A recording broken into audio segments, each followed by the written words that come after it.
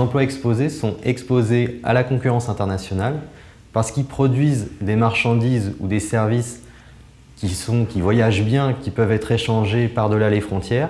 Ils sont en concurrence avec des emplois localisés dans d'autres pays. Concrètement, dans le cas de la France, il s'agit des travailleurs de l'industrie manufacturière, de l'ouvrier à l'ingénieur, des agriculteurs et de plus en plus des emplois de services, services aux entreprises, transport, mais aussi les emplois touristiques, puisque les touristes choisissent des destinations qu'ils mettent donc en concurrence. À l'inverse, les emplois abrités ne sont en concurrence qu'avec des emplois situés dans le même pays, voire dans la même ville. Cette concurrence entre emplois abrités peut être extrêmement vive, mais elle reste très circonscrite géographiquement. C'est le cas parce que la production doit être réalisée à proximité immédiate ou en présence du bénéficiaire. Pensez aux emplois de services à domicile, aux kinésithérapeutes, boulangers ou encore les agents immobiliers. Mais également pour des raisons plus réglementaires. Pensez ici aux fonctionnaires de l'administration ou encore aux militaires. Afin de déterminer plus précisément quels sont les emplois exposés et abrités, on a construit un indicateur qui compare la localisation des emplois à la localisation de leurs clients. Lorsque les emplois sont situés à proximité de leurs clients, on considère que ces emplois sont abrités de la concurrence internationale. A l'inverse, s'ils sont localisés à distance, ils peuvent envoyer leurs produits à distance de leurs clients.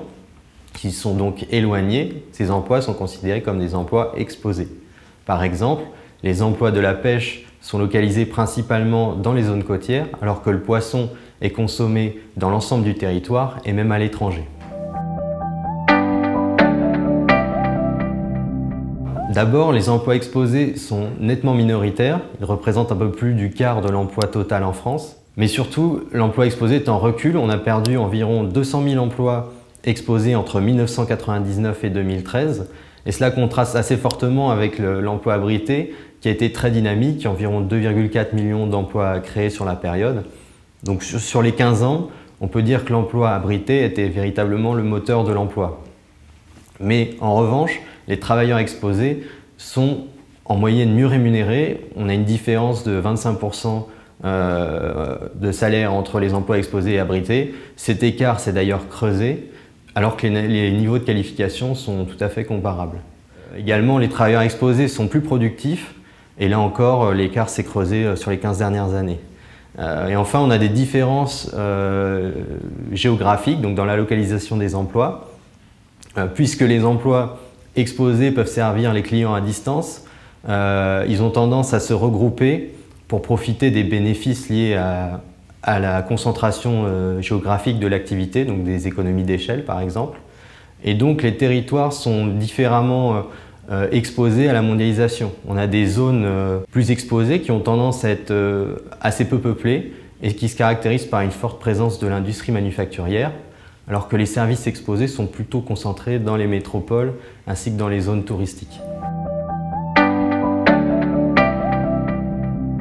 Alors, les emplois abrités sont d'une certaine manière assez dépendants des emplois exposés qui peuvent produire un peu partout et donc abandonner un territoire au profit d'un autre, et de plus les économies locales peuvent avoir intérêt à attirer ces activités mobiles pour accroître le revenu de la zone et donc dynamiser l'emploi au niveau local. Nous, ce qu'on a mesuré, c'est que lorsque 100 emplois exposés sont créés au sein d'une localité, environ 64 emplois abrités sont créés au sein de cette même zone. Mais attention, la relation est double, puisque les entreprises exposées utilisent des intrants abrités pour produire donc de l'immobilier, des infrastructures publiques ou encore des services de nettoyage. Et donc leur compétitivité va être largement déterminée par le prix et la qualité de ces intrants. Donc par conséquent, là, on a une forte interdépendance entre ces deux catégories d'emplois qu'il faut, je crois, à la fois comprendre et qui ne doit pas être négligé. En particulier, on ne veut pas négliger le secteur abrité qui représente 3/4 des emplois et dont on peut vouloir améliorer la productivité. Améliorer la productivité, c'est-à-dire aboutir à des baisses de prix ou à des hausses de qualité, ce qui, par ricochet, permettra d'améliorer la compétitivité des exposés.